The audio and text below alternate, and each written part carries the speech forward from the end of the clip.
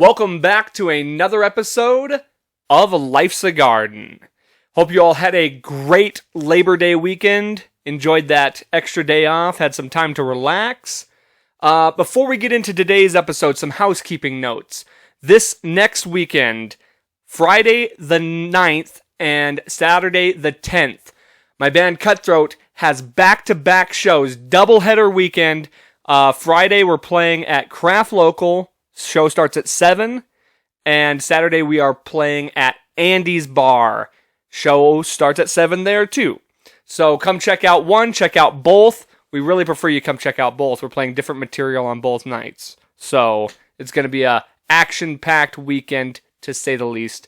Wanted to get that out of the way, and let's get into this episode. Today's guest has spent the majority of his life in the education system, whether that be learning or teaching.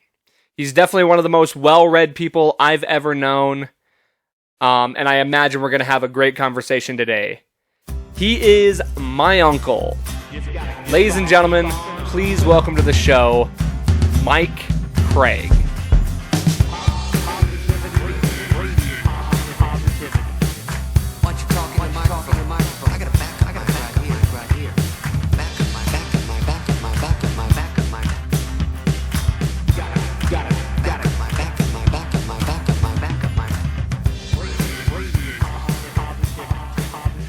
Uncle Meek.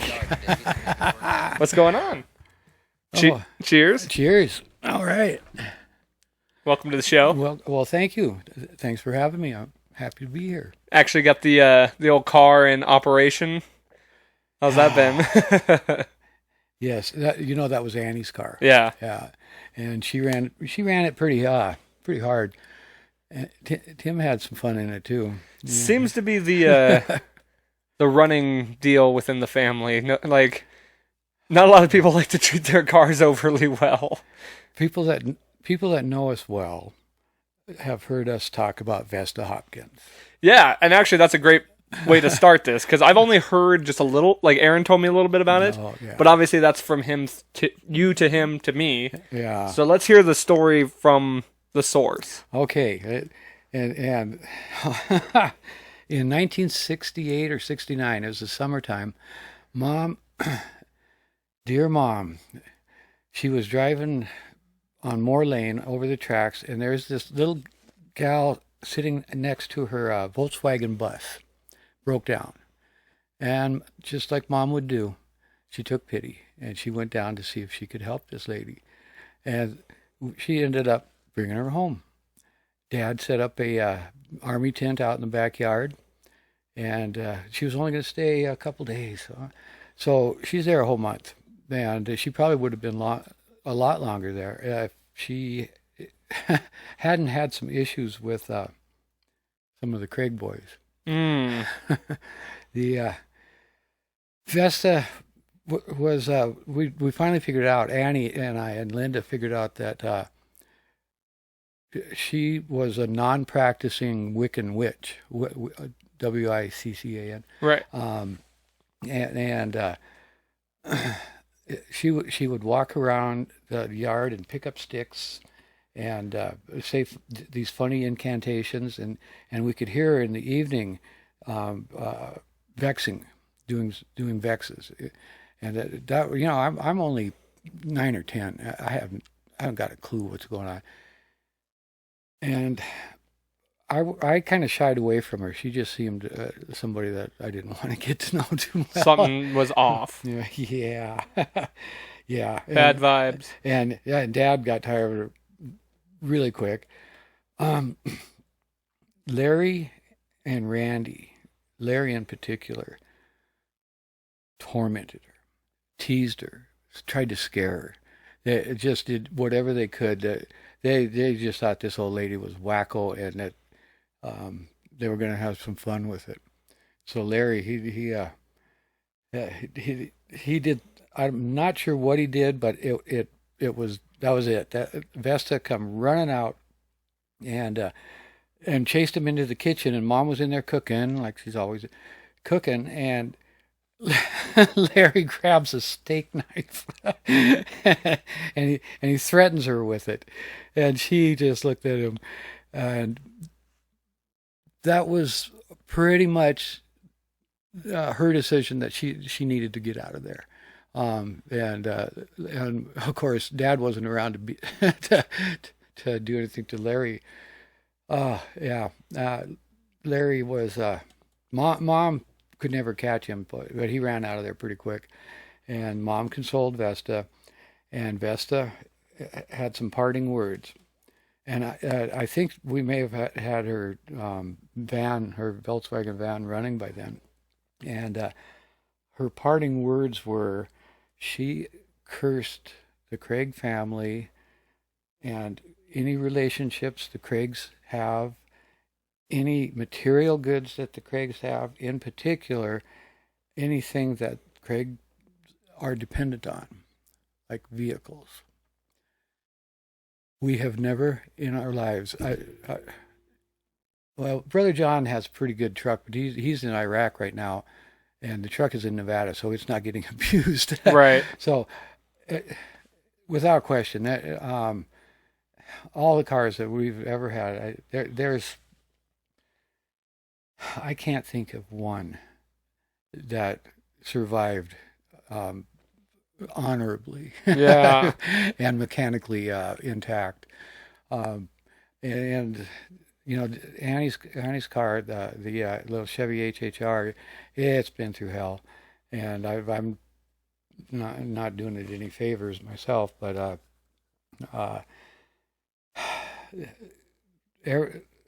that's whenever something happens, whenever something happens to us with a car, which is often, you hear us cussing Vesta Hopkins, because it's that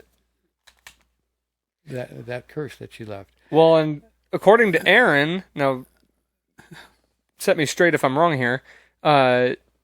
He said that she had cursed the health of them too, which would make sense considering all of them all of them pretty much passed from health complications. Yeah, everything to do with everything. Just well-being in general. Yeah, and economics. I think even a little bit of starvation was thrown in there. Jesus. She went up and down her list. Yeah, she covered us all and covered it all. So we, of course, we didn't take it serious then, but if you knew your Grandpa John, he wasn't too good with vehicles. And so these things were happening before we encountered Vesta. I mean, Larry was the worst mechanic you could ever. Really? He had this little Opel that he is so proud of. When he went to Central High, and Dad said, well, he needs to put some oil in it. So he goes and gets a can of oil. Like vegetable oil? No, okay. car oil. And he opens it up, and he pours it on the engine. Oh my God! He didn't have a clue. Didn't know it needed to go in. He did not have a clue. Well, my first car blew up because I never got an oil change once on it. I had it for 2 years, and never once. It was like an old '96 or something like that. Never got an oil change on it.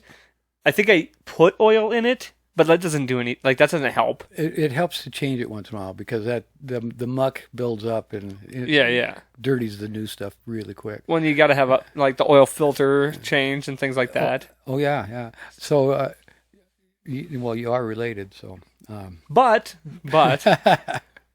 Well, and I guess I'm not out of the woods because my other car blew up on me. I did have it for 8 years and it ran pretty well. Yeah, but that's pretty good. It did eventually blow up on me, and hopefully the new truck stays. Yes, relatively. We're all counting on that. Knock on wood. Yeah. That's a nice truck. But nonetheless, this tale of Vesta Hopkins had me so curious, and it's an interesting scenario enough so that I am 100% going to write a song about it. It's too perfect. I love it. That's Aaron had mentioned that, and I think that's a great idea. You guys, I'll leave it up to you to bring out something really funky for. Yeah, it's just it's intriguing to like. It's a very And that name, that's an intriguing name. Exactly. Vesta Hopkins. Can't you just see her flying on her broom through the sky? You know? Right. I can just pick. I don't know what she looks like, but I have a good image in my head, and it's just kind of a, it's not a, it is a unique idea for a song because it's particular to just our family. I'm sure that's other people have experienced similar scenarios. Hey, all you folks out there, let us know if you have similar encounters. Yeah, for real. God. Or similar witches in your life. Right. Yeah, speaking of music, freaking busy weekend coming up. Oh, yeah. Oh, I love your shameless plugs. I do it all the time. I love it. That's how I started the episode. That's Friday at Craft Local. Craft Local. And then Saturday at Andy's. At Andy's. And Friday night you start at 7 p.m. and there's 2 bands. 3 bands. Both nights there's 3 bands. Yeah. Both nights. Okay. So you're gonna have short sets both nights. Relatively. Okay. Well, so under an hour. So Friday night starts at 7. Who's the first band? We are. Okay. You guys hear that? Saturday night, who's the first band? We are. What time? Okay, I got to figure that out. The show starts at 7, but I was told we're going on at 8. That doesn't seem right to me. So just assume it's going to be 7 o'clock that we're on. That's what I'm going to say. Be there at 6:30 and give Vicky some business. Yeah. Yeah, I'm excited. This is. Oh, I am too. First time we've ever done back to back. Yeah. And you played with both bands. No, you have. No. We've had all the bands except one. Okay. Pressure Not's the only band we've played with. And other than that, it's all new bands we played with. So. Who are the bands? Friday night, we're playing with Spiked Mind and Octopi Drive-By. And they're both local? Yeah. Okay. And then the other one we're playing with Pressure Not, local. And then the other band's called Shotgun Facelift. And they are, I think, out of North Dakota. Right on. Shotgun Facelift. Yeah. It reminded me of the one that Aaron was in. Shotgun Vein. Yeah. If you look on SoundCloud, you can find some of their music. Definitely something worth looking for. They're entertaining. Aaron's entertaining no matter where he is. Yeah, I was going to ask you about that too. So I didn't make mention of it. For anybody who doesn't know, Aaron, my cousin, who's been on the show several times in the band, Mike is his father. So why don't I ask you about what that's like? He came out. he came into this world angry. He never smiled for 2 weeks. He had Grandma Ellen said he looked like a little old man because he was just. It took him 2 weeks to finally so I could get a smile out of him, and that was pretty much that kind of set a pattern. And he gets a little. And Aaron, you know this, so I'm not saying anything out of place here. I hope. Yeah, he gets a little angry at the world, and rightfully so. Especially losing his little brother. I mean, that's a pretty hard thing to get over. Well, and especially, how old was he when that happened? 13. Yeah, that's horrible, man. That's a really, especially that time, man. Yeah, and Aaron was living over in the Seattle area at the time, and yeah, at 13, that was yes. And he was making big plans. Definitely an experience that alters. Oh, it screwed up my life. Oh, I mean, it turned me upside down completely. Understandably. I'm somewhere between basket case and insane, I think.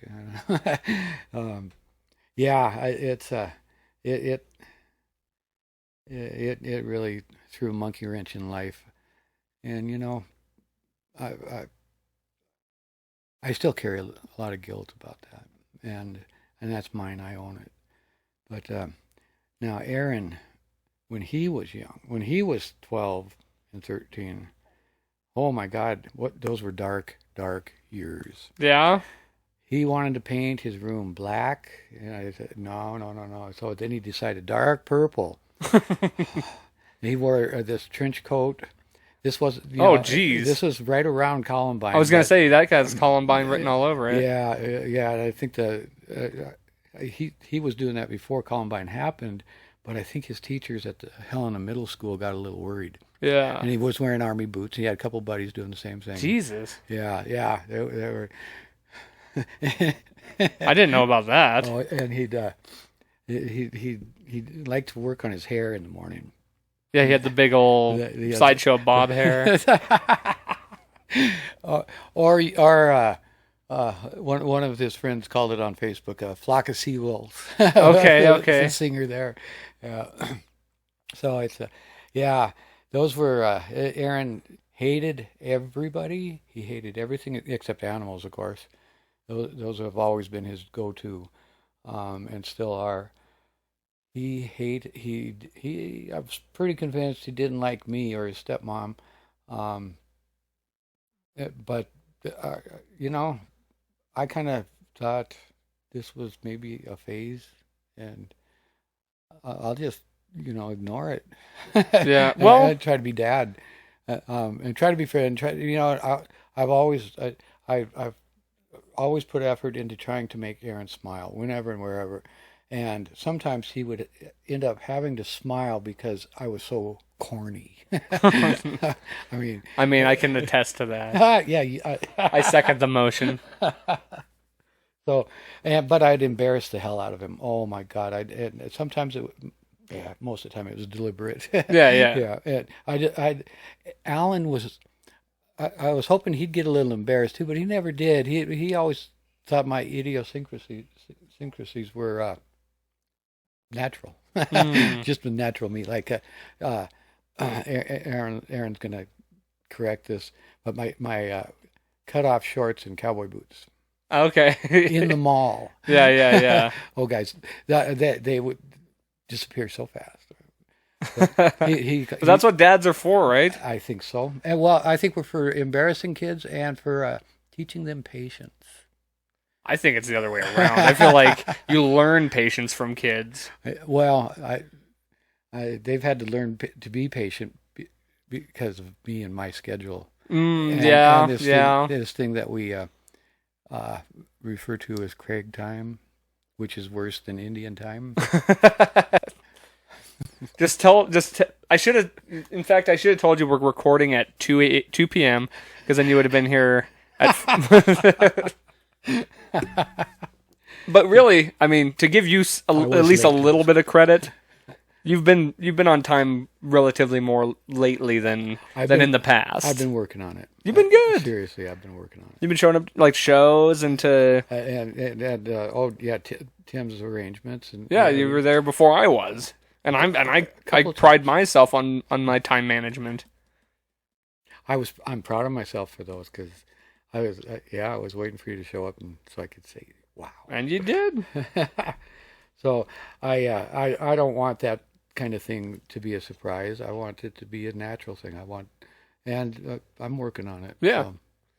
So as soon as I got settled down in life a little bit, and when things settle down,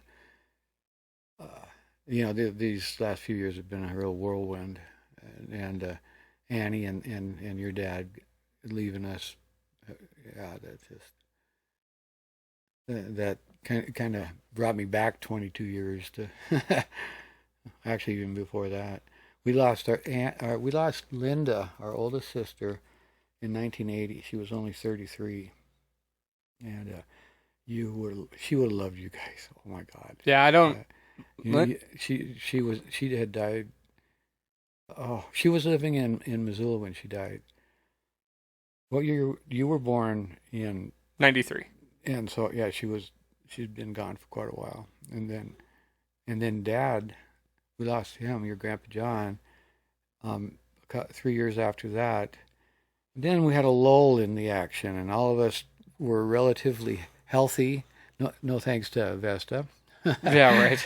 But no thanks to our own personal bad behaviors. But, then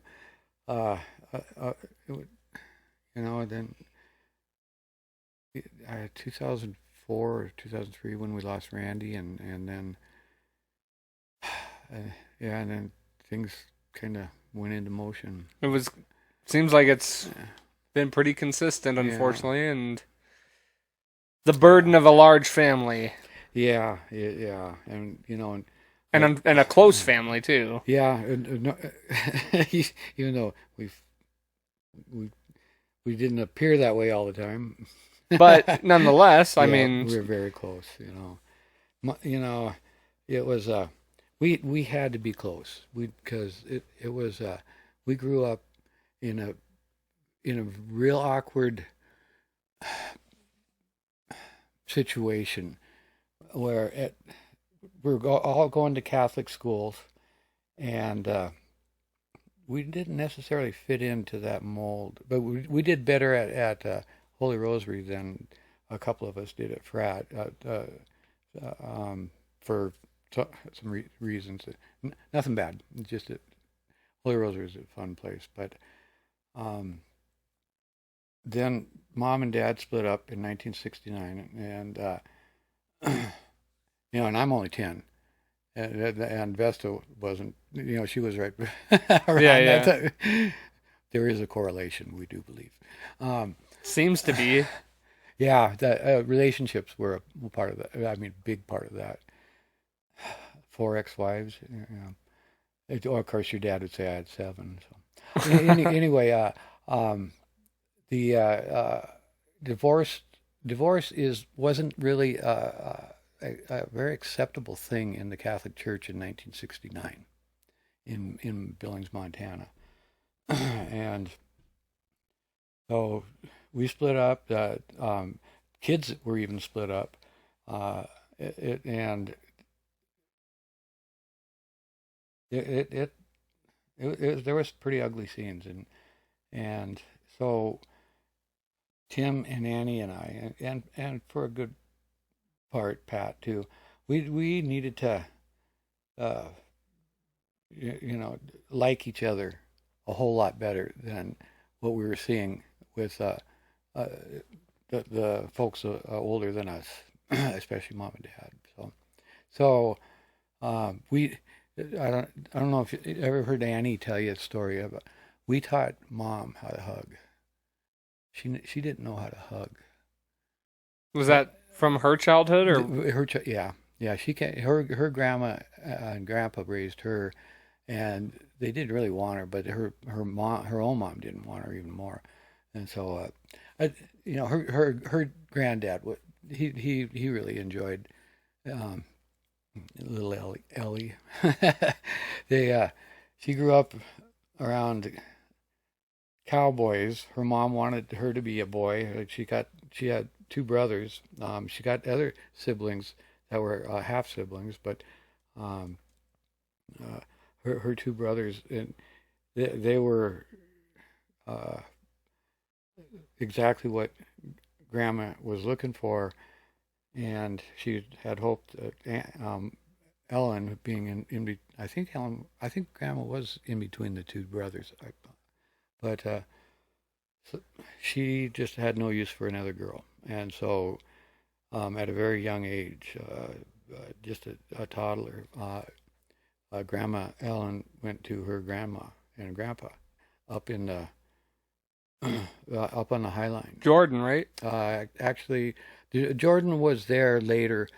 First, it was up around the Saco area. Okay. And she got used to these big old handsome cowboys, and and them flirting with her, and she learned how to make coffee pretty good. Oh, Grandma loved coffee. God, cowboy coffee, yeah.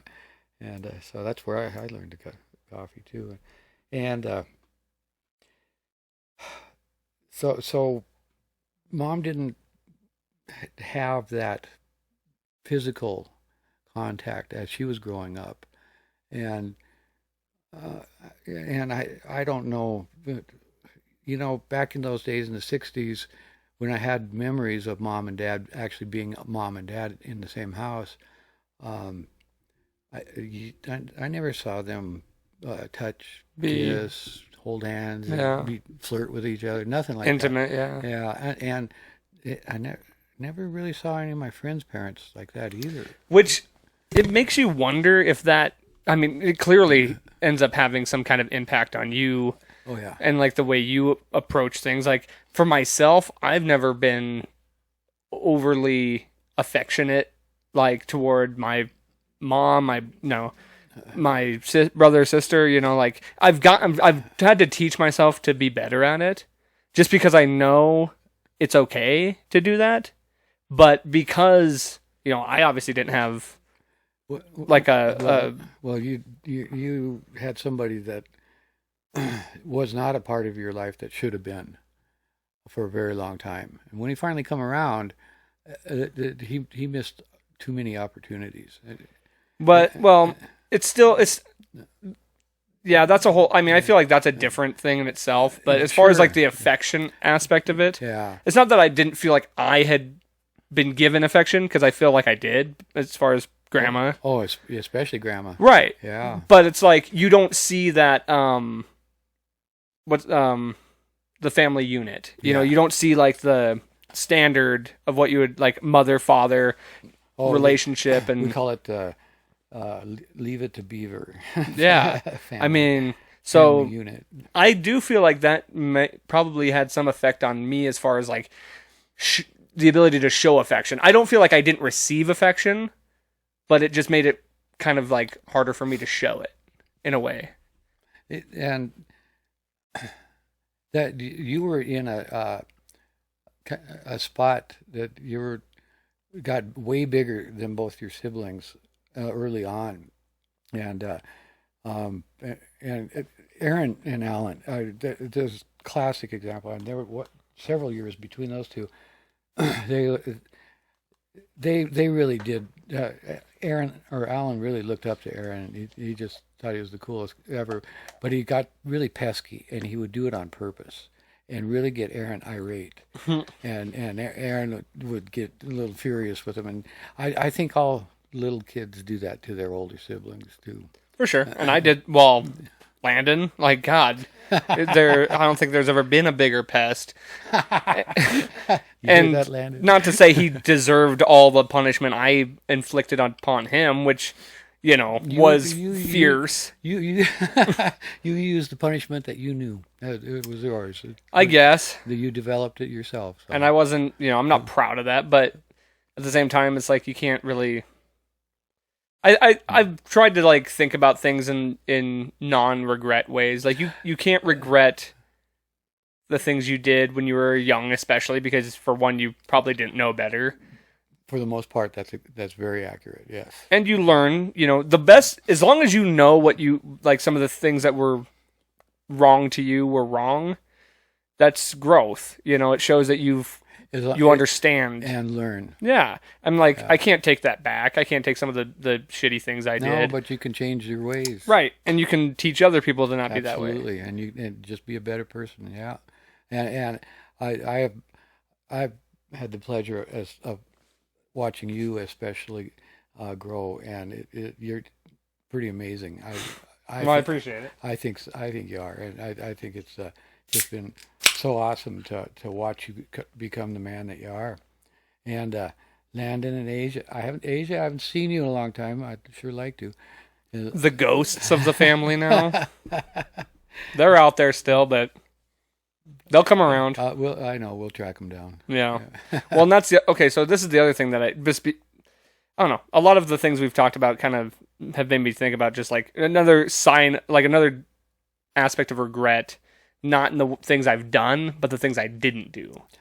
Being like, I wish I would have done this more, mostly with people that are no longer here, because the things you have never done, like I can still do that. Like I can go places I've never been. I can still experience things that I've never experienced. But the one thing you can't do is things with people that are no longer here. Yeah. And like one of my biggest regrets in life was Uncle Don. Yeah, not going to Red Rocks. Like I went to Red Rocks thinking he had gone there before. It was my favorite band, the band that he turned me on to. And like it just didn't even cross my mind to invite him because it like in my mind I justified it as like I want this to be a friend's trip. Sure. But like it just would have been that much better. Like, well, and I think you, if I recollect, you were kind of regretting or wishing that you had attended that concert with or had Uncle Don in attendance with you. Of course. But you were thinking also, well, maybe it'll happen again. Of course, yeah, while that's true. While Don was still alive. Sure, yeah, of course, and like that's kind of the thing too. Is like. That's why you can't hold that against yourself because you don't know when things are going to go that direction. Is that the truth? But also it's like, yeah, you can't punish yourself for the things you didn't do with the people that you can't anymore. But here's another way to think of it.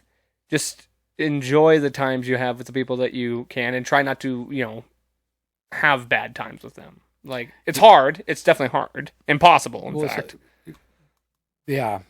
You're always going to have moments. And doesn't that seem kind of like a crummy thing too? Because I've noticed this too with everybody who's ever passed close to me. All I ever think about are the things that I wish I would have done differently. Either if it was a bad experience I had with them and I wish I could take it back, or if it was something I didn't do with them that I wish I could have. Why do we think that way? Like, why is that something that we do? Well, you know what?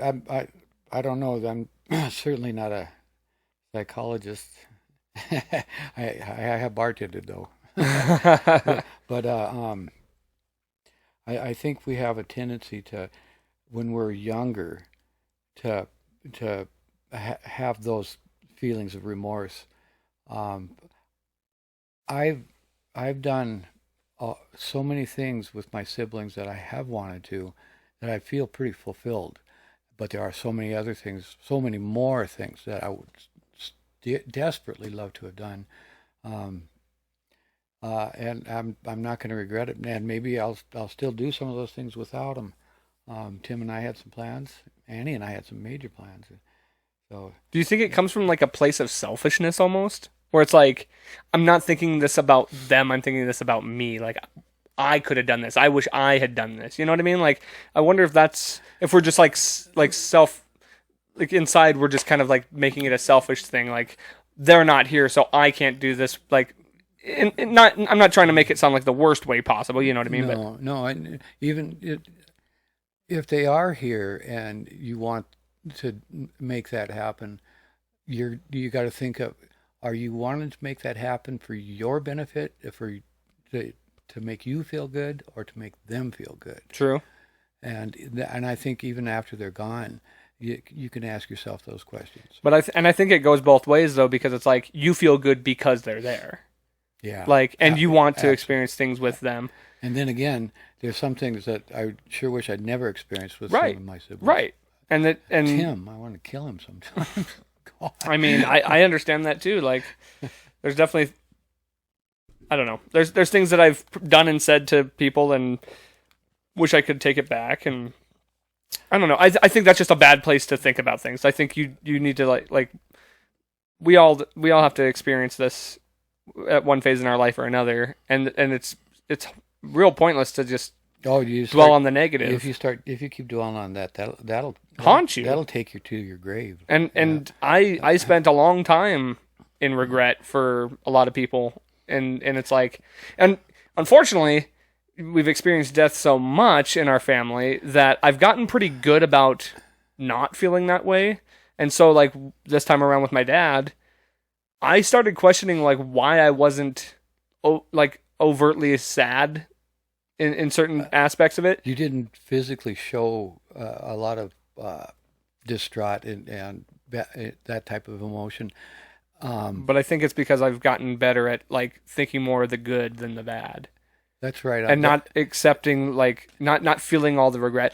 And that's the kind of young man that I just so enjoy.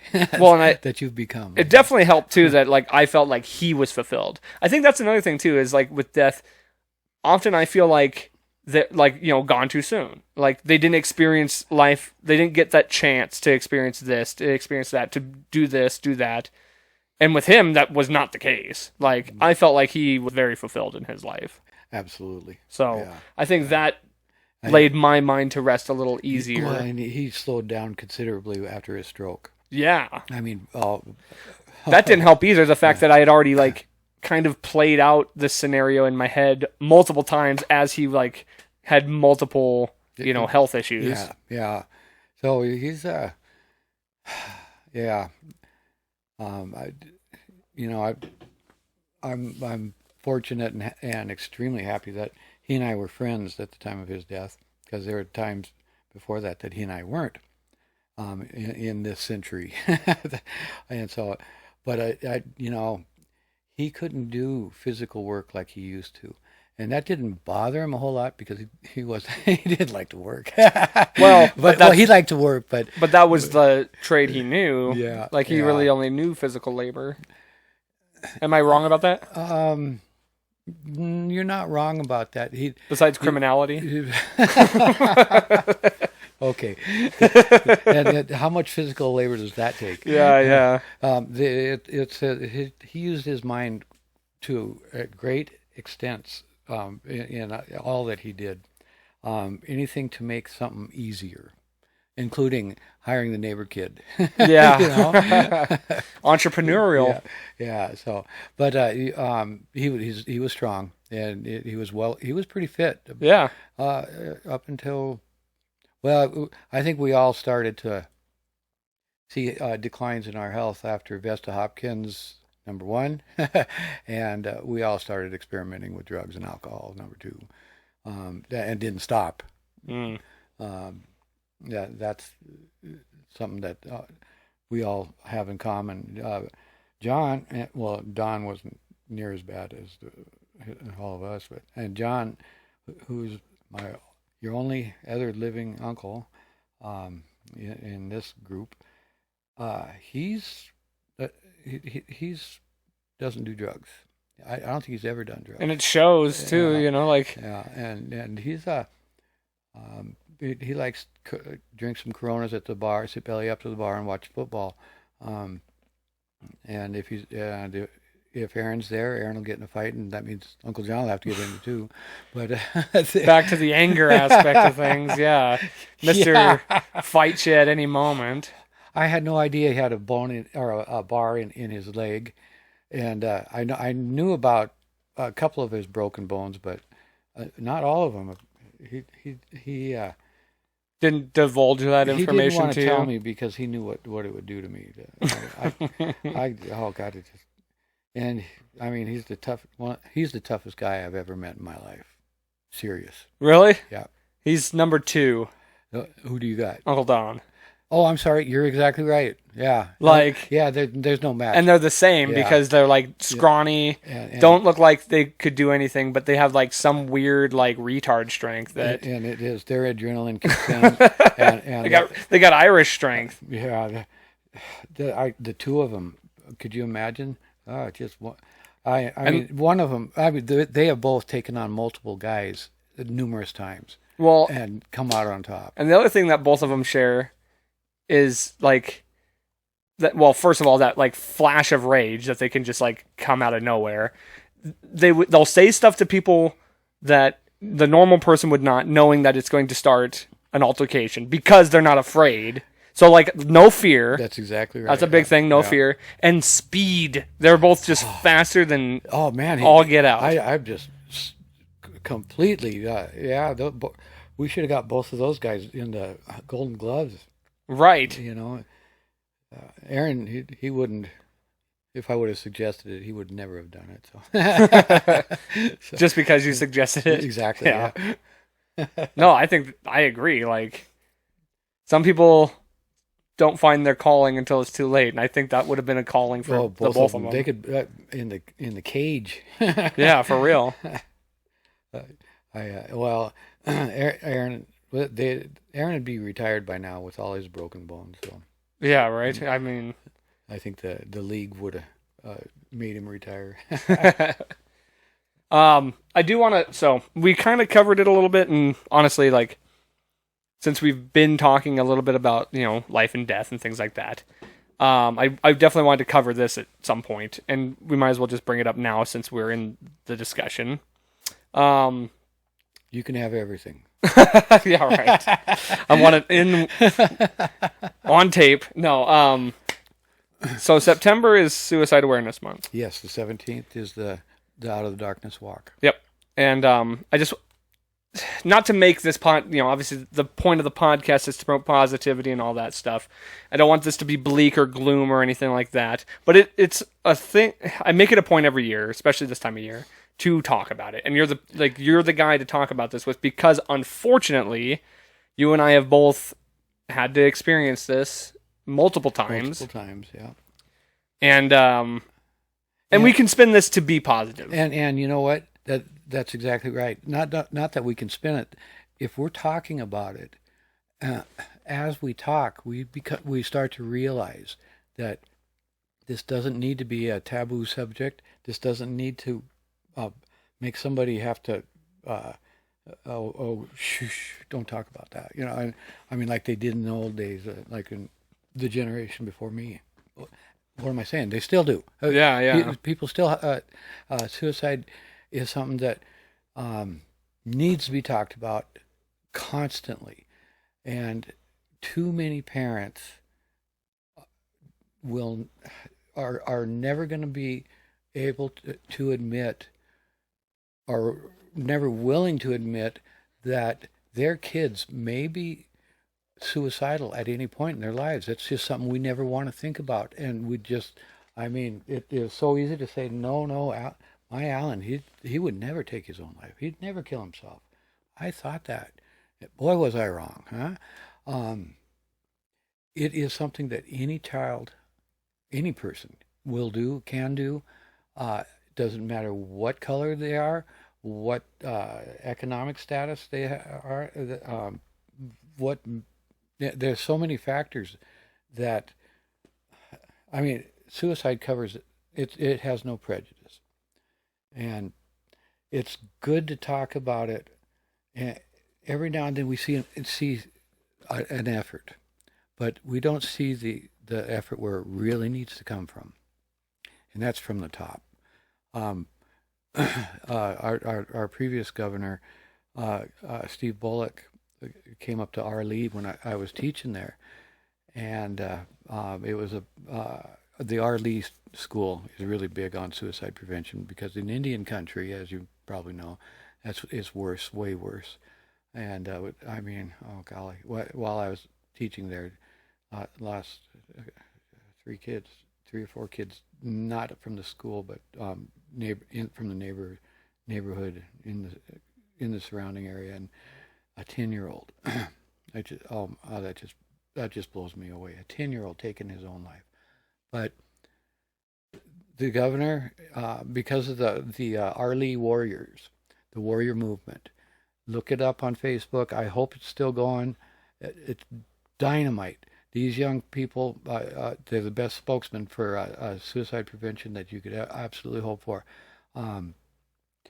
So they've been recognized and given accolades nationally and internationally.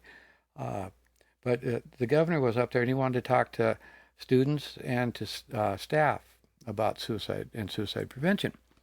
And so I decided I'm going to go sit in on this. And I was actually just a student teaching at the time, and I didn't know my place. But the governor asked the right question: what can we do? And he goes, and we're just teachers and counselors.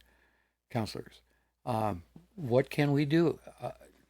What do you need? What can we do? And having worked in state government, I already know that you don't ask for something that costs money. That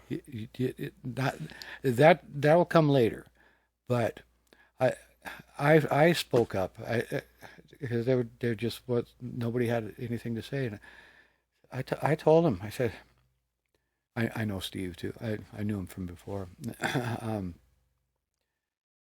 kinda, but I said, we need for the topic of suicide and suicide prevention to become a part of the vernacular of all of us, not only in this state, but everywhere. We need to talk about it. We need to be encouraged to talk about it. We need to understand it better. And we need for you, Governor Bullock, to initiate that. It won't cost you a thing, but you speak, people listen. I speak, not as many people are going to listen. Some are going to throw tomatoes. So and they went away thinking, they thanked me, and I it's something that gets. They made some efforts that nothing like what I'd like to see. I got some pretty grand vision of awareness, what awareness needs to be, and what communications need to occur. And we got to break down some barriers, some walls that are just so thick right now. And if we have people like a governor of a state to start taking that sledgehammer to that wall, we're going to make some progress. And so I don't have a lot of faith in our current governor, though. So well, I mean, we can only hope. But yeah. I think another part, like to a two-parter of that, it is good for, I agree, to have teachers, parents, have the conversation, and not just with the kids, but themselves and friends, everybody. Absolutely. Yeah. Because it's kind of like one of those things, like the less taboo it becomes, the more easy it is to talk about, the less people will hide in the closet about it. The other thing is it needs to be more acceptable for people to just feel like they can ask for help, and not to feel like it's something they have to hide, or something they have to, I'd rather have somebody talk to me than to and hide in their bedroom all day. It's not a human characteristic to dig something like that out of a person. Right. We haven't equipped ourselves, at least in this society, to want to recognize that, to need to recognize that. It hasn't been a real priority in our long list of strange things that we prioritize. But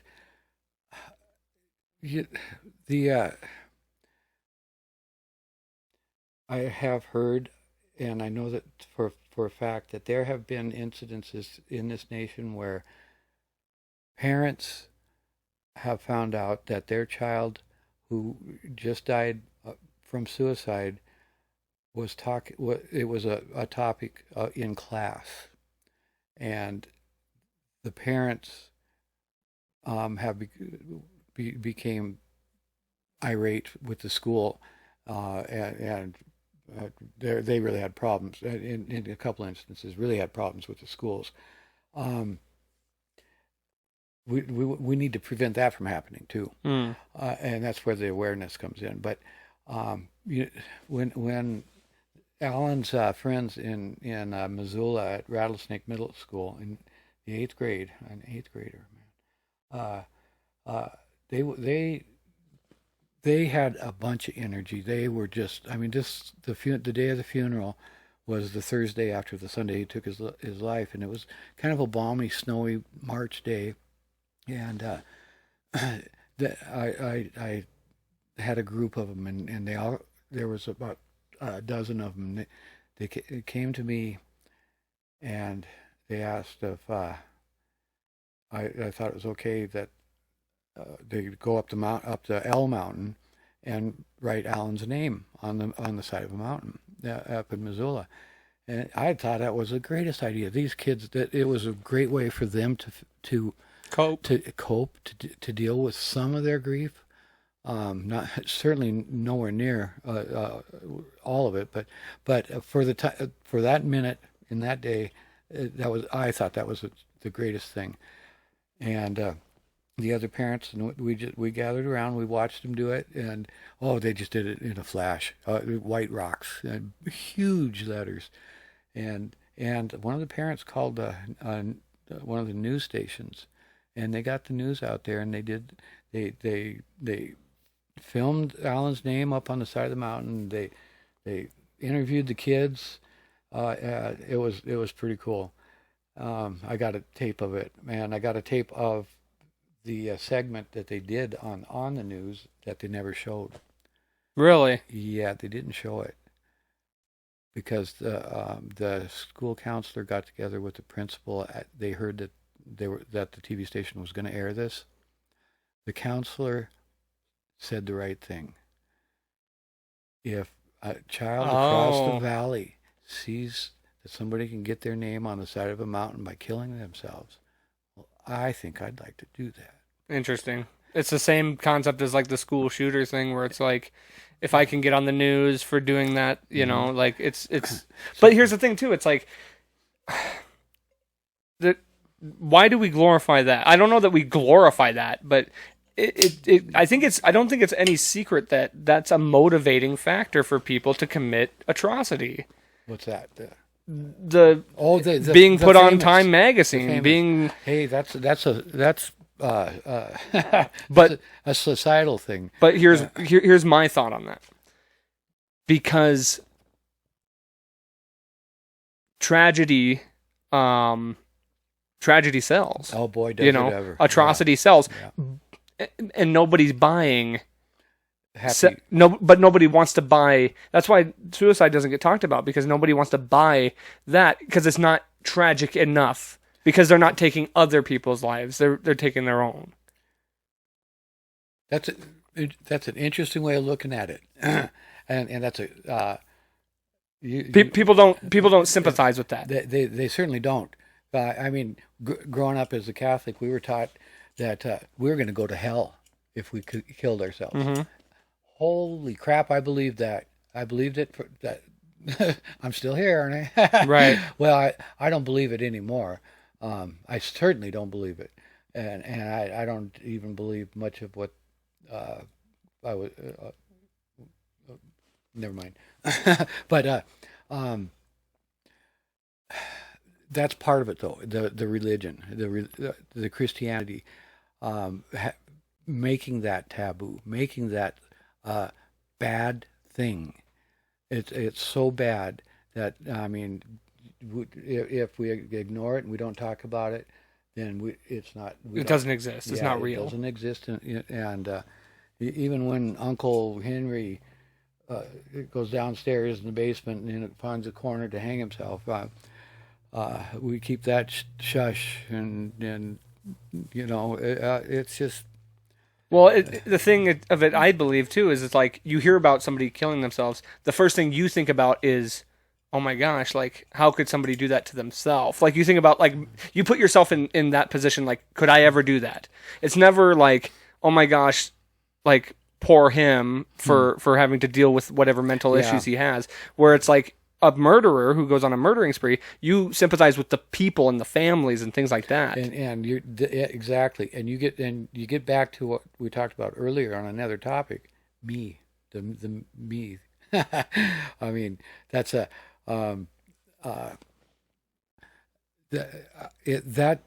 somebody's suicide that I don't know doesn't affect me, so I don't have to acknowledge it. Right. So, but somebody who kills somebody, you sympathize with the family the person who killed, even though and you still the same way somebody dies. Yeah. In fact, in like, you know, even more so, it's they're both tragic in their own way, because now the whole family has to deal with this thing. You have to figure out, you know, you have to deal with the why. Why did this happen to this? You know, what caused them to do this? Well, don't spend too much time on that. No, and I learned that I learned that with Dawn. Yeah. It's like I asked why so many times that there was no answer to any of it. Nobody to answer it. Right. And it's like, and to an extent I do know why. Like, in my heart, like, I know why. I have some feelings about it too. Yeah. And this is something I wanted to just say too, on top of things. With Dawn, literally everybody I talked to, his closest friends, the people he hung out with daily, his boss, myself, no clue. None of us knew. Like, there was no like, we knew he had dealt with depression in the past.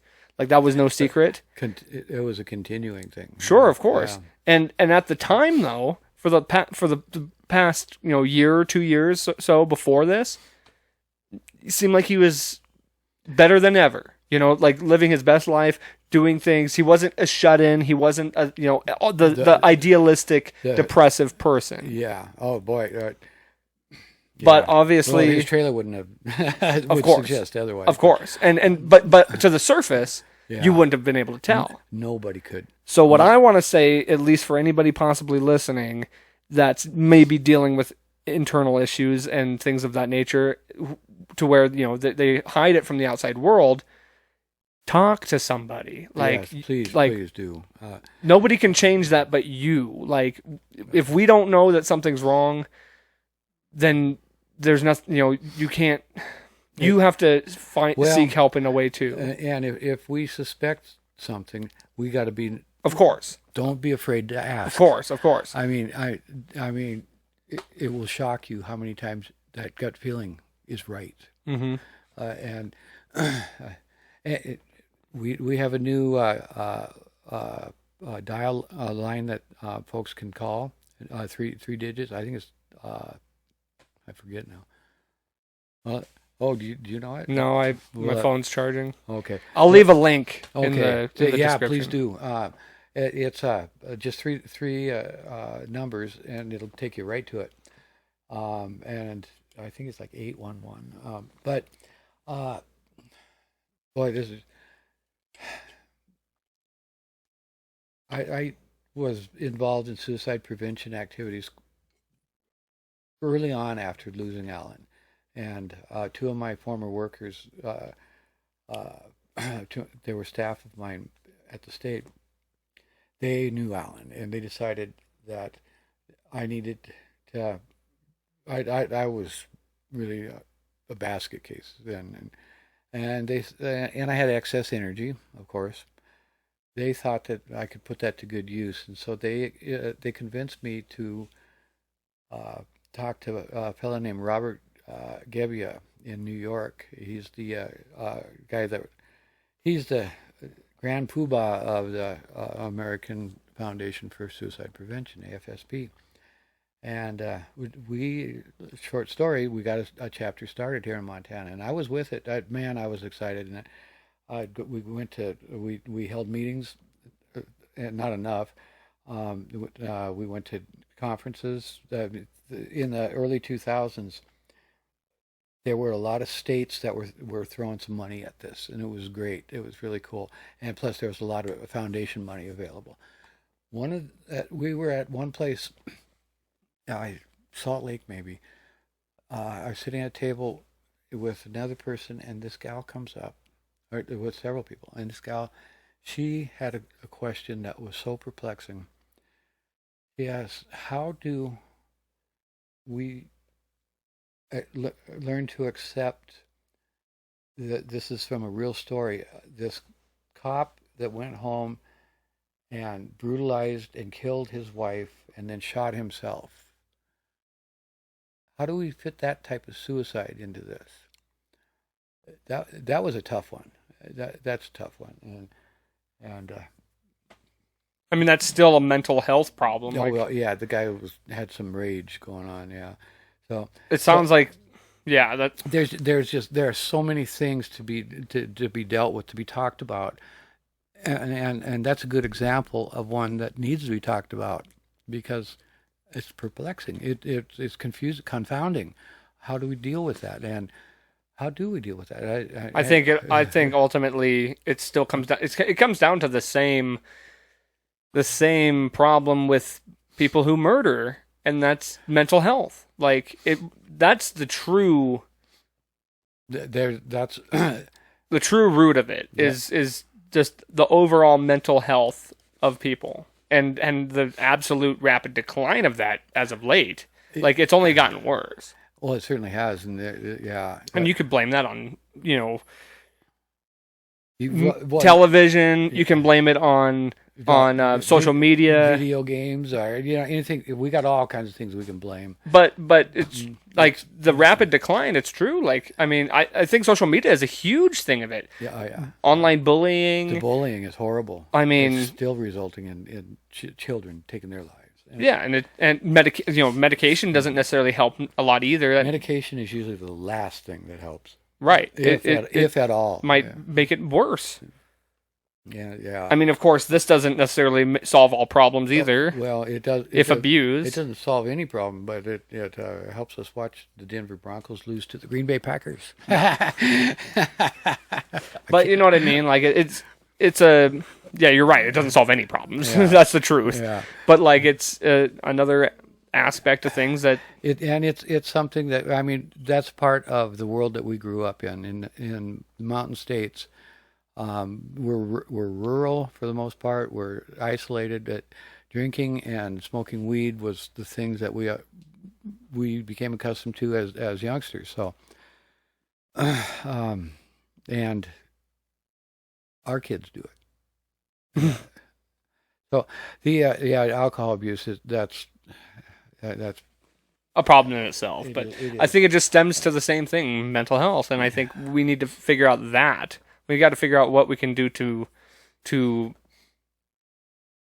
help that and to like. Once again, I think the same can be said that I said to Governor Bullock that we could. I mean, that needs to go to the top too, and it has, and we've had men at the top and women at the top that have made it issues, that made it a part of the national discussions. We're just not a group of people, not a population of people that want to just keep that discussion going. And because it's uncomfortable. It's uncomfortable as hell. Yeah. But you have to have uncomfortable conversations to fix uncomfortable problems. Yeah. And you have to have them a lot. You have to repeat them. Otherwise, we just aren't going to figure it out. So, yeah, I think I'm glad you went into this discussion, and I'm extremely pleased to hear you talk about mental health the way that you are talking about it. It's something that's been a problem in our family anyway, and it just, if more of the folks in your generation could see the world the way that you do, that'd sure be awesome. So I'm counting on you to keep talking.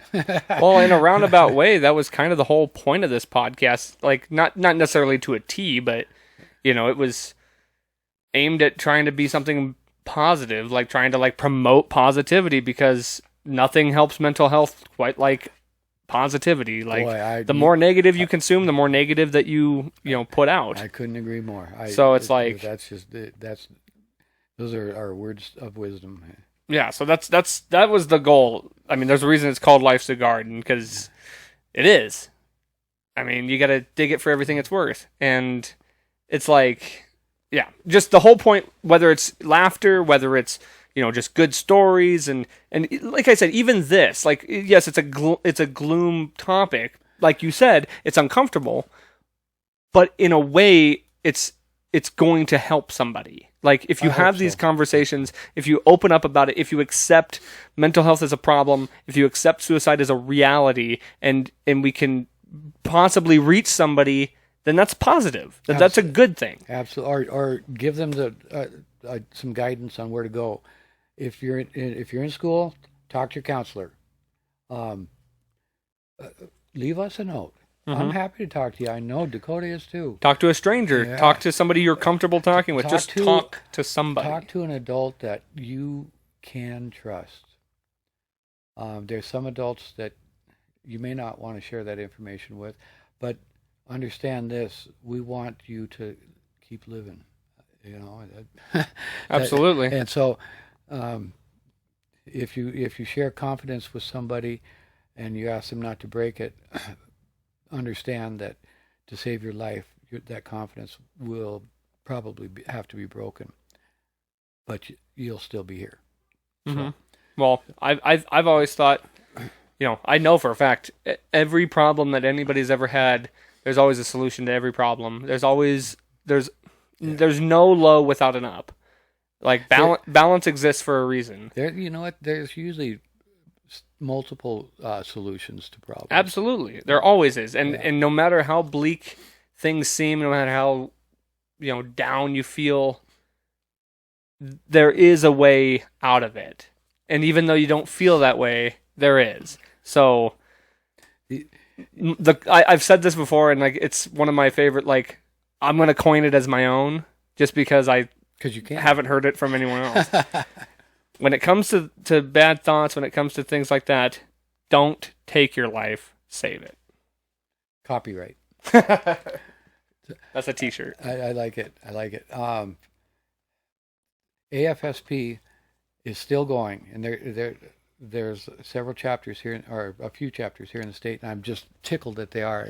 And I don't regret that I couldn't continue with it, but I just couldn't. I was Consumed, well, yeah. That's especially when it's close to home. know this that the first 5 years or so around there are the hardest to, well, at least for a parent, I think, but for a sibling or a close relative.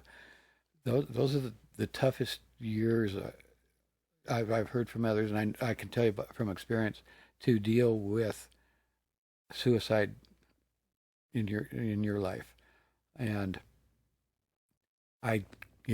we just hit home way too many times, and I had to let it go. And Joni out of Joan, I'm sorry, I forgot your last name.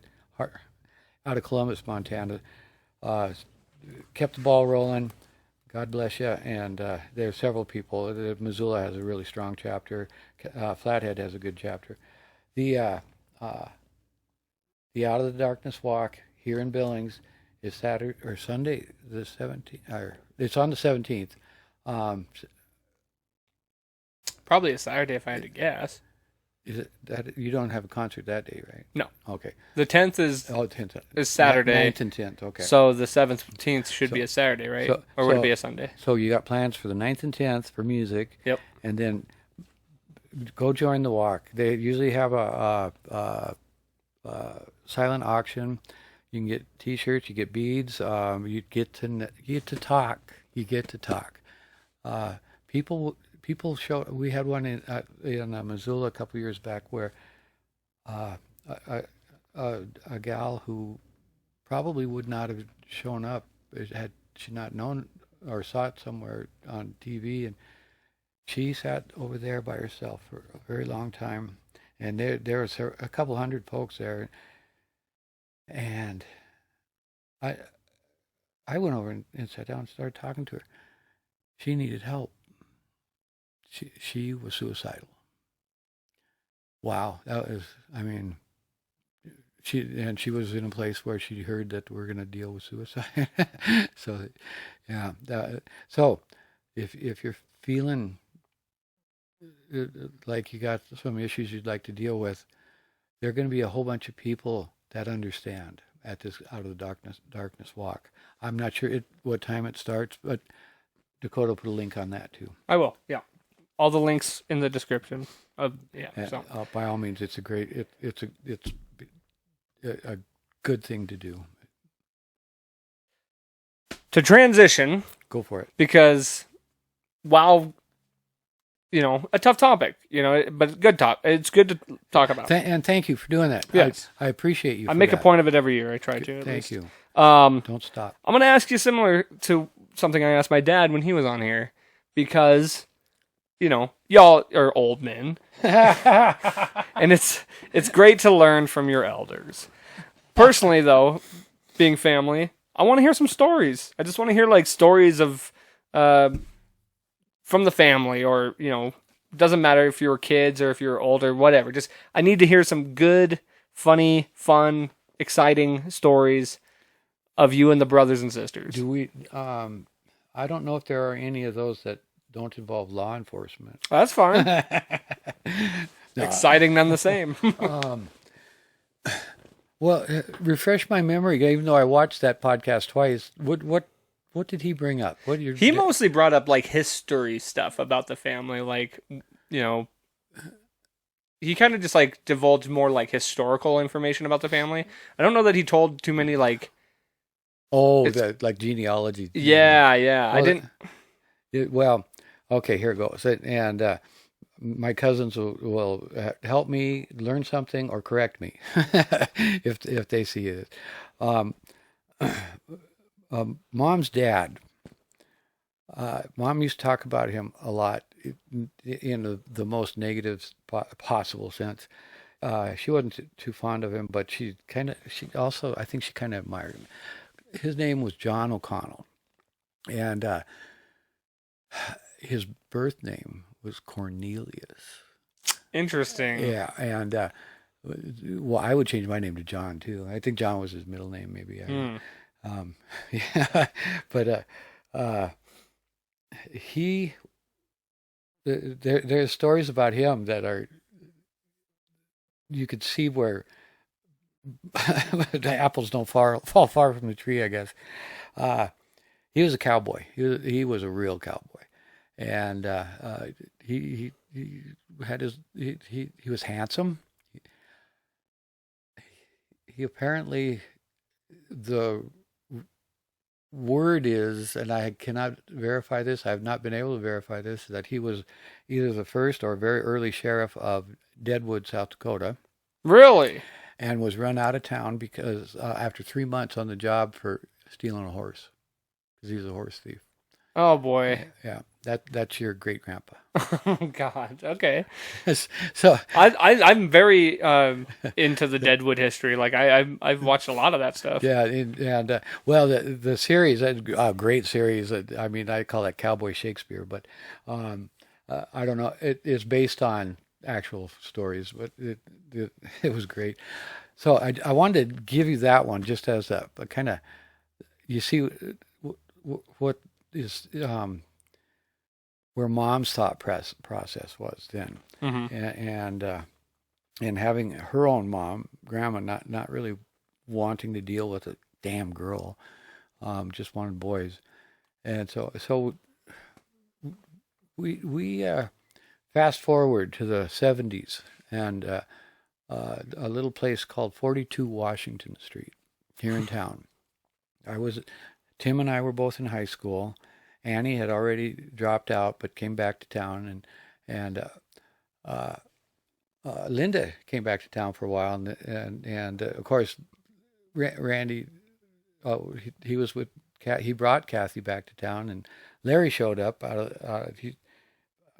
I have a feeling that he was probably wanted in Los Angeles from Larry? yeah, oh well, yeah, wanted as in by law Yeah, enforcement, yeah, yeah. and by ex-friends and ex-bandmates down there. He took advantage of people a lot, and so he showed up, and we had all and he didn't last long, thank God. We got him out there again, but that turned into a party house, and your mom knows this too. Mm.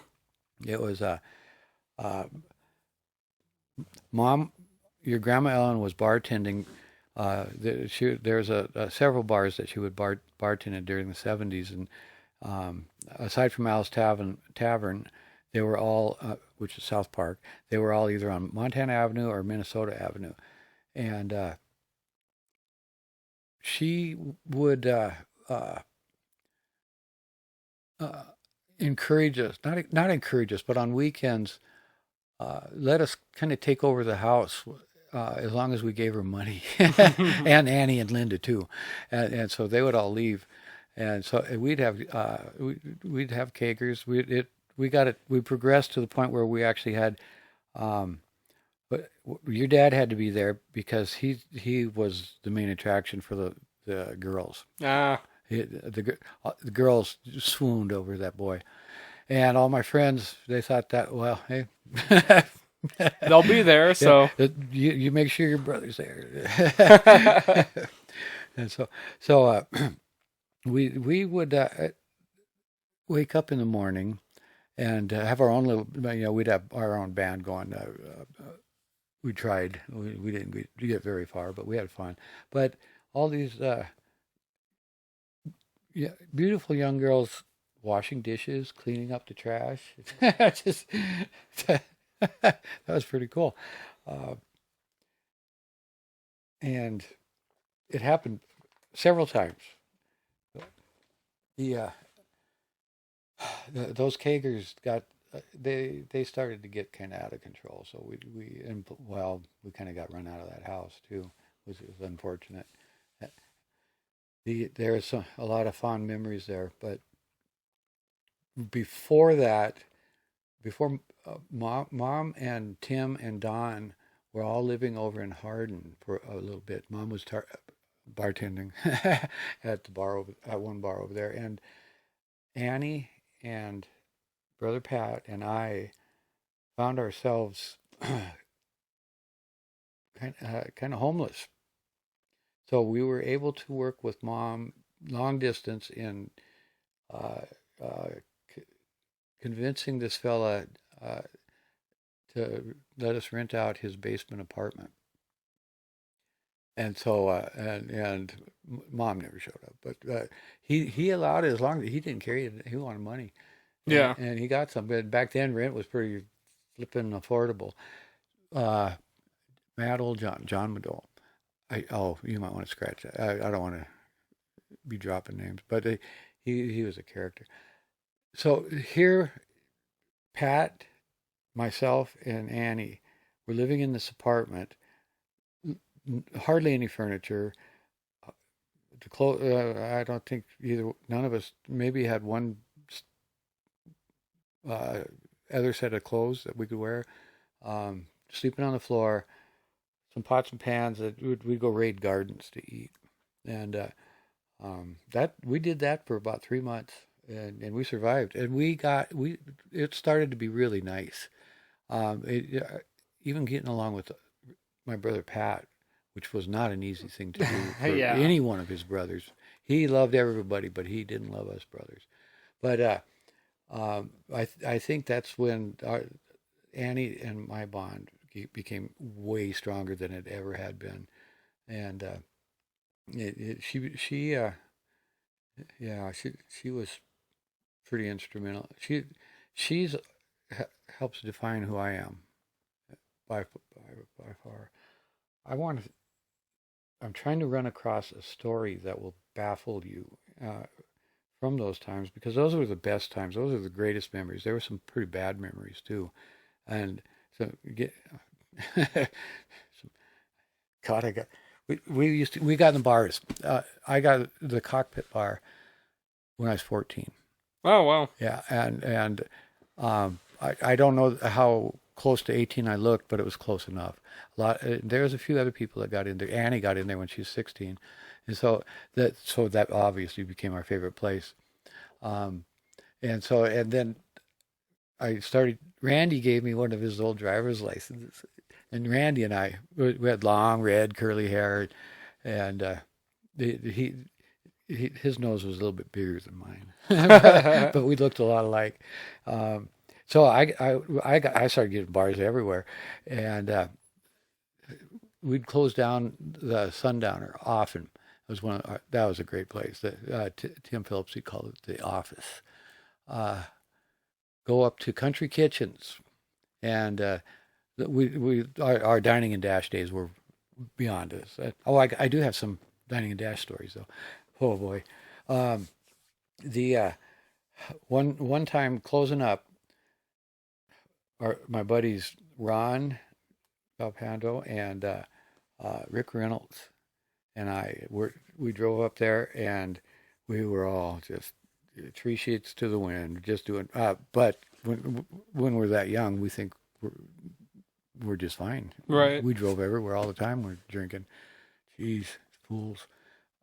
So those two in the front seat got into this political discussion, and when it would, and they start. Yeah, I got out of the car, smoked a cigarette, and I was just standing there, scrawny hippie me, and by that time I was probably 16, and these two big burly guys and a burly gal hop out of this truck with a camper on it, and they are redneck as redneck comes, and they're pretty drunk too. They closed up someplace, and they're strolling by, and eyeballing me, And one of them thinks I said so. Some other guy had come up that we knew, and he was talking to me, bummed to smoke, and he said something stupid.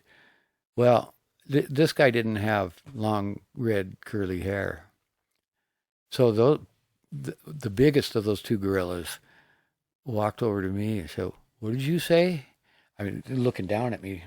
Yeah. And before I could say anything, he grabbed me by my hair on both sides and pulled me out into the parking lot, and then started. I wasn't much of a fighter. God, I wasn't. Not a fighter. He pulling my hair out and beating my ribs in and trying to hit my face. I was successful at covering my face. I was not successful other times. See that?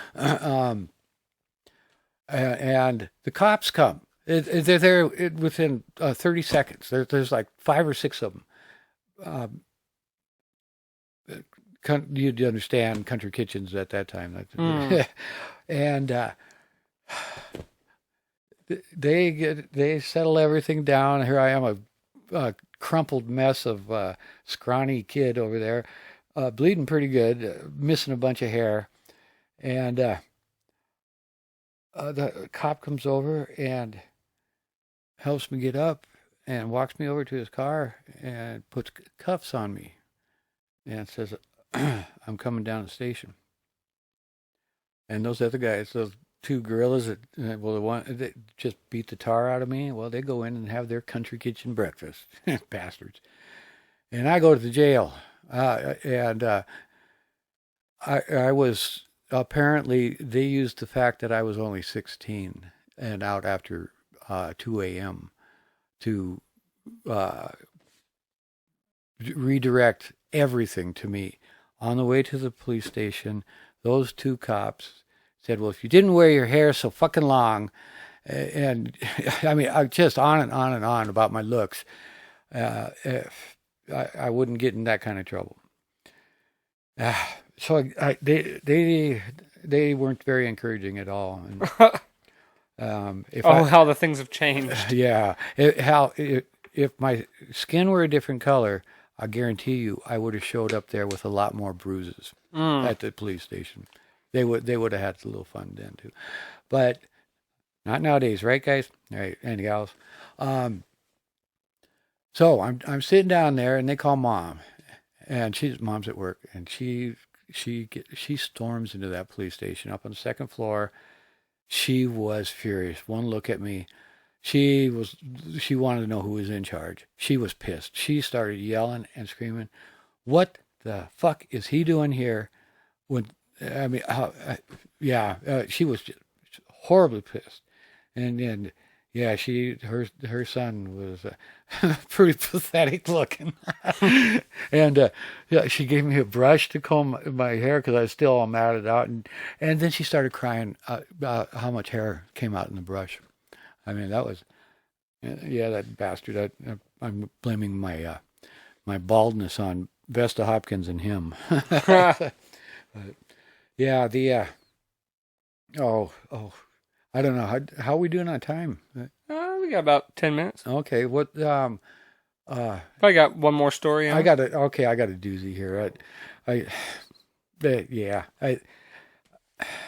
Larry, I still love you. I and Jackie were living together. My first ex-wife. Up in Great Falls, and I started school in Missoula, and Jackie started school at the tech college up there, at community college, and I was going to go to law school, and she was going to become get a legal assistant or whatever, and that was cool. I thought that was way cool, and I of course my end of the bargain, I dropped that. I didn't last half a quarter that first time. That was in 1978. And so I move in with Jackie in Great Falls, and I get a job at the city. They had some government funded thing, and so Larry Craig shows up. again in our life out of the blue. Again, I'm pretty sure fleeing from the authorities and people that he ripped off in other states. And he decides he'd like to hang around a while. And I didn't discourage him from doing that. And that's pretty unfortunate on my part because he should not have been there. Jackie hated him. Absolutely did not. She despised him. And he doesn't care. He didn't like women anyway, except for what women haters like women for. And so, and he is a musician or a self-proclaimed musician. He was a lead singer in a band down in California. Yeah. And so we started. I tried to get him on the job there too, but no, he didn't do that kind of work. And but we met another musician. I became a really good friend with Larry Coyle. Larry Coyle, if you're still alive, I'd sure like to see you. Larry Craig and I would start partying together, much to the dismay of my soon-to-be wife. And then when she became my wife, and Larry was there, yeah, unfortunately. So he and I would party a lot, especially on weekends. And one night we were at a bar down on 10th Avenue South in Great Falls, and there's a band playing. And he says, Mike, go up and tell him that you got a famous singer from a Los Angeles band down here. Make up a name and just tell him you're my agent. Oh my God. And I think about it, and I think, by gosh, I was fast from the hip on that one. I did. I got him up there on stage, and he liked to wear Mr. Rock. He'd wear a white shirt, white pants, and nothing else. Hopefully underwear, but or a jean jacket and white pants. And he'd never wear shoes. He didn't like shoes. Once in a while, I guess, when in wintertime. But he would get up there and he'd sing "Johnny Be Good." And the first time he did it, this band, Larry was doing this whole. He was on his back on the floor singing "Johnny Be Good" with all he's got, Ted Nugent style, on his back in white clothes. Those band guys, they were looking at, what the fuck did we just allow? Larry could carry a tune. He did all right. So all of us, he was Eddie Money. These girls, they swore to God, that was Eddie Money. And they would say that no. Larry said, no, I'm not. They said, yes, you are. You're Larry Money, or Eddie Money. And he said, okay. I was, yeah. Well, you cracked the code, girls. And this is Mike Money, my manager. Mike Money, my brother and my manager. And so we adopted those monikers several nights going out, and oh my God, that was that. And several nights after going out with Eddie Money and Mike Money, these guys that we were partying with, they knew, but those girls, they were convinced. And I'm Mike Money, they didn't mind. Yeah, right. I didn't mind either. That was kind of fun doing that alter ego. Jackie did. She was not happy with it. So Larry and I are out partying. We show up at Country Kitchens in Great Falls, and there was a table of people that we knew there, and sure enough, they invited us over. And Eddie Money says, "You know what? I'm buying breakfast." There was 7 of them and 2 of us, and we're driving a Volkswagen Beetle, and we had drank the better part of a bottle of JD throughout the night, and how we ended up there, I'm not sure, but we're not sure who was driving either. So we're we eat dinner, or we eat as much as that we can, and Larry says, "Oh, I'll be right back. I'm going to go get my wallet." That's my cue. So I duck to the bathroom, and then I sneak out the kitchen, out the back, somewhere. I snuck out somewhere. They didn't see me, except the manager saw us both. What the hell am I thinking? And we left those people sitting at that table, and we go out. We get out to the Volkswagen Beetle, and we I think I decided I better drive because I'm stupider. And so we sit there and we're drinking the rest of that bottle of Jack Daniels, and this little guy's pounding on the window. He turned out that was the manager. And so I start up the car and drive off. See you later. Well, we get back across the river, close to downtown, up in that neighborhood, and I'm driving. I have no idea where I'm going. I think we lived close by there, and got pulled over. Got thrown in jail. It was a Sunday night, and Monday morning, I wake up in mid-flight from the top bunk, heading toward concrete slab, the floor. So hungover, and oh, Larry, oh God, yeah, I literally woke up in flight, and Larry, I was pretty nice younger brother, wasn't I? I'd given him the bottom bunk. Oh yeah. So those jailers, they make oh God, they were pretty ruthless on us, and we deserved it. We stunk. We smelled like alcohol, something fierce. We looked bad, and that judge, they by the arm, both of us, because we were moving slow. That judge, he didn't want nothing to do with us. He said, "You boys, you get the hell out of my town. I never want to see your faces again." And that was it. No fine, no nothing. I mean, that was okay. Yeah, we're gone. We're out of here. And so we get out to the steps, and I asked the jailer, "Well, you guys give us a ride?" Ride you down the stairs, asshole. And so Larry and we had no clue. So an idea. So I called Jackie, and that was the wrong thing to do. She shows up. She was furious. She had a friend of hers that was a religious kind of type of friend, and she didn't like the looks of us either. And I think I had met her before, but Jackie, she had nothing to say to me, and rightfully so. That was a horrible thing that I did to her, and that Larry did to her too. And we got those two girls are in the front seat, and they're driving us around, and we can't, for the life of us, I cannot figure out where it is. So we go, there's a little grocery store. I say, okay, I'll go in, I'll call the police and ask them the address. That didn't go over well with the dispatcher. Yeah, I would imagine so. They were not too. They thought, what a couple losers.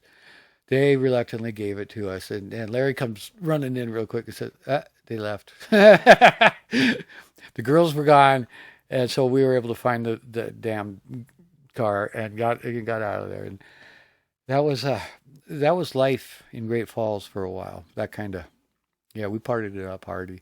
Larry was a horrible influence. And Jackie, I apologize to you. But and she was pregnant with Aaron, and so she couldn't drink, and even if she wanted to. Probably wouldn't have gotten quite that much of a she couldn't scenario. Well, Larry, he was a pig. Mm. He was just not somebody that you want in your house. I have a distinct memory. Like I have few memories with Uncle Larry, but the one I distinctly remember is sitting on his bed when he was, crippled up, yeah. And he had that big jug of water that he'd drink. Oh yeah. And he'd smoke cigars all day. And one time he hands me his cigar. I must have been like 5, 6, something like that. He goes, "Take a puff off that," and I go, "Okay." Like I almost threw up right there. Oh, he get a kick out of doing crap like that. But to this day, I can't smell a cigar and not think of him. It's like my instant memory. Is that right? Oh yeah. Well, that's pretty cool. Yep. I hope those are good memories. Yeah, it wasn't bad. Yeah. It wasn't bad. He poked a hole in my gas tank because he couldn't figure out how to siphon gas. Oh my God. So he poked a hole in the bottom of it and let it drain into a coffee can. Jesus. Yeah. The Craigs. Yeah. Oh, yeah. Well, in episode 2, or chapter 2 of Uncle Mike, I'll have a bunch of stories for you. Perfect. Well, you know how I like to wrap this up. I don't know if you've gotten all the way to the end of an episode so much. End on a positive, motivational message from the guest. What do we got? Do whatever it takes to smile once a day at least. If you smile once a day, it starts to get contagious and it starts to get longer. So I like it. Smile. I agree. Yeah. It just joy begets joy. Absolutely does. And we gotta defeat the forces of darkness that bring everybody down. And I tell you what, smiles are great ammunition. I agree. Yeah, absolutely. That's a perfect way to end it, honestly. Right on. So, hey, thanks for coming on. Been meaning to do it for a long time. Finally got the time to do it. So I'm happy to be here. This is great. We'll definitely have to do another one. All right. For sure. And thank you to everybody who listened. Like, share, subscribe. Check out those links in the description. Very important. And most importantly of all, though, don't forget, life's a garden. Dig it. Just gotta keep on going.